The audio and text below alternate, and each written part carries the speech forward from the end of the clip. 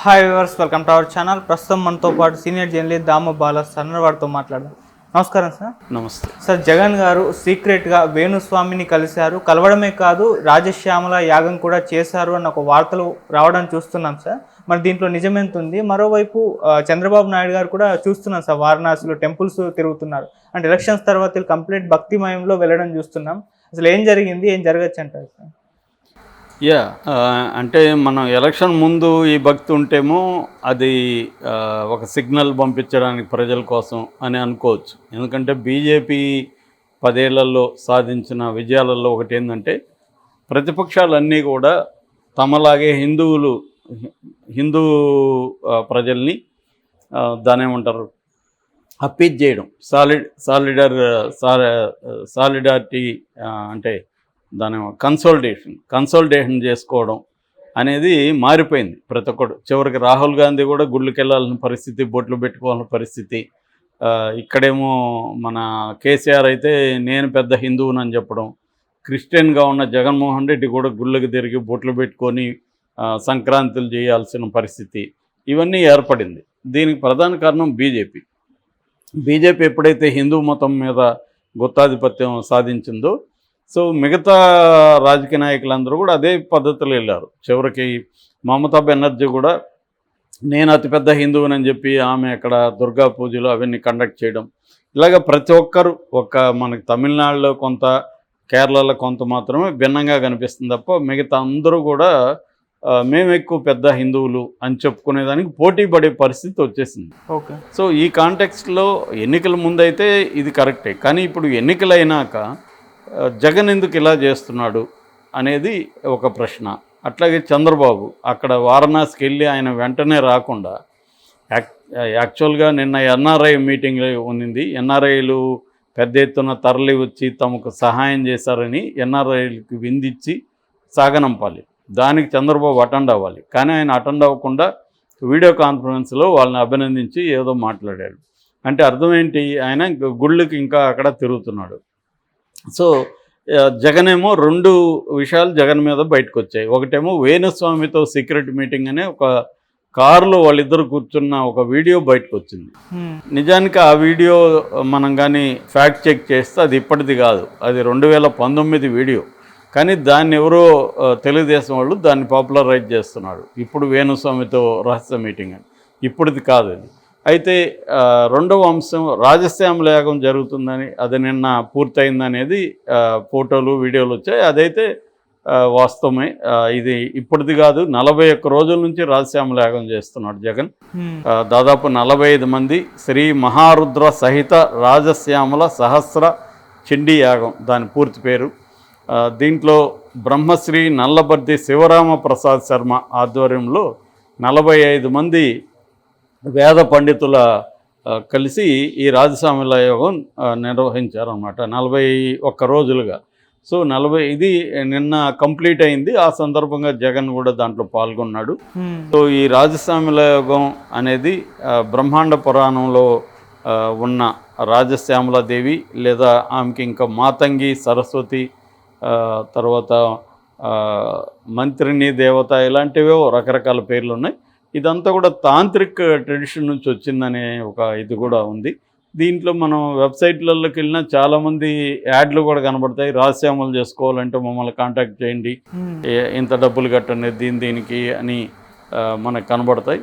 ఆ డబ్బులు కడితే మనకు వచ్చి రాజశ్యామల యాగం చేసి పెట్టిపోతారన్నమాట. జనరల్గా ఇంతకుముందేమో ట్రెడిషనల్గా రాజశ్యామల యాగం ఎక్కువగా విజ్ఞానానికి, జ్ఞానానికి, చదువు కోసం, చదువు బాగా రావాలని ఇవన్నీ చేసేవాళ్ళు. ఓకే. అయితే అంటే ఫస్ట్ టైం స్కూల్లో పిల్లల్ని చేర్చేటప్పుడు రాజశ్యామల యాగం చేసి వాళ్ళని స్కూల్లో పిల్లల్ని చేర్చడం ఇట్లాంటివి చేసేవాడు. లేదా అబ్రాడ్కి వెళ్తుంటే చేయించి పంపించడం హయ్యర్ ఎడ్యుకేషన్కి, ఇలాగే చేసేవాడు. కానీ అది మెల్లగా ఏమైందంటే అధికారం కోసం కూడా రాజశ్యామల యాగం చేయడం అనేది మెల్లగా స్టార్ట్ అయింది. నాకు తెలిసి కేసీఆర్ చేసిన ఎవడు చేస్తున్నాడు, కేసీఆర్ విపరీతంగా, అది కూడా చాలా పెద్ద స్థాయిలో కేసీఆర్ చేశాడు. మేబీ దీని తర్వాత చంద్రబాబు కూడా గతంలో చేశారు, ఈ మధ్య కూడా చంద్రబాబు కూడా చేశారు ఇవి. దాంతో జగన్ కూడా చేస్తున్నాడు. మేబీ జగన్కి ఆల్రెడీ దైవభక్తి ఇవన్నీ ఉన్నాయి. కాకపోతే ఏంటంటే వీళ్ళందరూ మర్చిపోయింది ఇండియా సెక్యులర్ కంట్రీ అనే విషయాన్ని మర్చిపోయారు. మర్చిపోవడం కాకుండా సెక్యులర్ అని ఎవరన్నంటే కొట్టే పరిస్థితి కూడా వచ్చేసింది. ఇప్పుడు మొన్న వరంగల్లో సెక్యులర్ అనే సభ పెడితే కొట్టారు కూడా కదా, వాళ్ళని తరిమేశారు. అలాగా నిజానికి మన రాజ్యాంగం సెక్యులర్ కంట్రీ అని డిఫైన్ చేస్తుంది. అంటే సెక్యులర్ కంట్రీ అంటే అధికారంలో ఉన్నవాళ్ళు ఒక మతాన్ని బహిరంగంగా ప్రోత్సహించకూడదు, ఈ మతాతీత రాజ్యం అనమాట. అందుకని లౌకిక రాజ్యం అంటారు. కానీ బీజేపీ తీసుకొచ్చేసి దీన్ని ఆల్మోస్ట్ హిందూ రాజ్యంగా మార్చేస్తుంది. సో దీన్ని ఇప్పుడు ఎవరైనా మనం లౌకిక అనగానే నువ్వు కమ్యూనిస్టు, నువ్వు నాస్తికుడు వేరు, లౌకికవాది వేరు. లౌకికవాదికి భక్తి ఉంటుంది, అన్నీ ఉంటుంది. భక్తిని, నీ మతాన్ని పర్సనల్ లెవెల్లో ఉంచుకో, బహిరంగంగా దాన్ని ఇచ్చేయద్దు అనే చెప్పేదే లౌకిక రాజ్యం. సో ఇది పోయింది. ఇప్పుడు పోయి బహిరంగంగా చేయకపోతే వాడు అసలు నాస్తికుడు లేదా కమ్యూనిస్టు అని చెప్పి ముద్ర వేసి వాళ్ళని కొట్టడం, ఏమన్నా చేయొచ్చు వాళ్ళని అన్న పద్ధతిలోకి వెళ్ళిపోయింది యాక్చువల్గా. సో అందువల్ల ఇప్పుడు జగన్ లాంటి వాళ్ళు, చంద్రబాబు లాంటి వాళ్ళు, కేసీఆర్ లాంటి వాళ్ళు చేసినా ఇదే మోసలోకి వెళ్ళిపోయారు అందరూ. నిజానికి ఇవన్నీ కూడా రాజ్యాంగ విరుద్ధం వీళ్ళు చేస్తున్న పనులు. కానీ అది ఇప్పుడు ఎవరు కూడా పాటించట్లేదు. అందరూ కూడా హిందూ మతాన్ని మేమే కాపాడుతామని బయలుదేరుతున్నారు. ఎవరికి కూడా వీళ్ళకి నిజంగా హిందూ మతం మీద ప్రేమ ఉందా అంటే అదేం లేదు.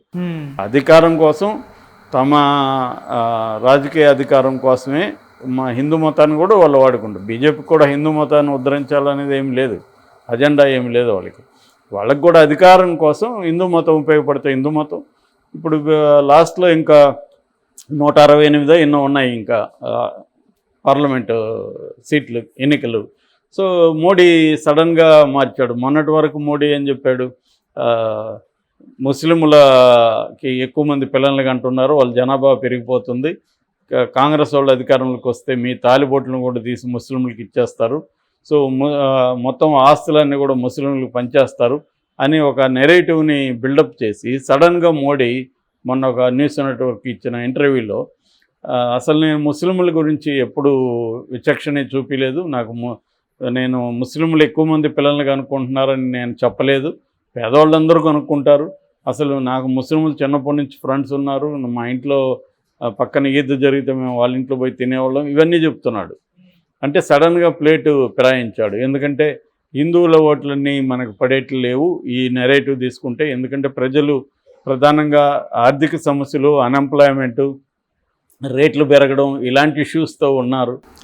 రెండోది ఏంటంటే కాంగ్రెస్ కానీ ఇండియా కూటమి ఒక నెరేటివ్ బలంగా తీసుకొచ్చింది. ఆ నెరేటివ్ ఏమంటే వీళ్ళు వస్తే, బీజేపీ వస్తే రాజ్యాంగాన్ని మారుస్తారు, రాజ్యాంగంలో ఉన్న అనేక అంశాలతో పాటు రిజర్వేషన్లు తీసేస్తారు అన్న నెరేటివ్ని బలంగా తీసుకెళ్ళగలిగారు. సో అందువల్ల కూడా మతం వర్సెస్ కులం అన్న కాన్సెప్ట్ బలంగా వచ్చేసింది. సో అందుకని ఇప్పుడు మళ్ళీ ముస్లింలను కూడా ఆకట్టుకోవడానికి మోడీ ఈ అవతారం ఎత్తినట్టుగా మనకు అర్థమవుతుంది.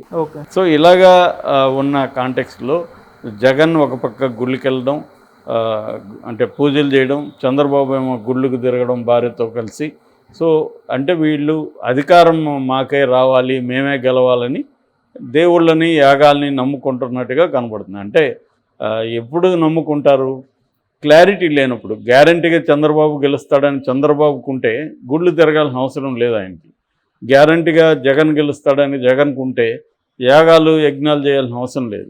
వీళ్ళకి ఏంటంటే 100% నమ్మకం లేదు ఎవరికి కూడా, మనమే గెలుస్తామని. ఇరువైపులా లేదు, ఇరువైపులా కూడా చెబుతున్నారు కానీ ఇరువైపులా లేదు. పెద్ద ఎత్తున దాదాపు 2% ఓట్ల పోలింగ్ పెరిగింది లాస్ట్ కంటే. లాస్ట్ 79.80 ఉంటే ఇప్పుడేమో 81.66 ఉంది. ఈ 30 లక్షలు మాకే వేశారని తెలుగుదేశం ఉంటుంది. అయినా కూడా కాన్ఫిడెన్స్ లేదు ఎవరికి గట్టిగా. సో దీని నుంచి వాళ్ళకి ఎప్పుడు మనుషులకి అన్సర్టనిటీ పెరిగితే భక్తి పెరుగుతుంది. మనకి సర్టనిటీ ఉండిందనుకో ఇబ్బంది లేదు. అన్సర్టనిటీ ఉంది, మనకి ఉద్యోగం వస్తుందా రాదా అని అన్సర్టనిటీ ఉన్నప్పుడే కదా గుడికి వెళ్తాడు. నీకు గ్యారంటీకి ఉద్యోగం వస్తుందంటే గుడి కిందకి వెళ్తాడు, గ్యారంటీకి ఎగ్జామ్లో పాస్ అవుతామంటే గుడి కిందకి వెళ్తాడు. సో అన్సర్టనిటీ లైఫ్లో ఉన్నంతకాలం భక్తి అనేది పరిడవిల్లుతూ ఉంటుంది. సో అలాంటి ఇదే వీళ్ళిద్దరిని కూడా మనం అర్థం చేసుకోవచ్చు. ఈ ఎన్నికల్లో ఇద్దరికి కూడా గ్యారంటీ కాన్ఫిడెన్స్ లేదు. Okay sir, thank you so much sir.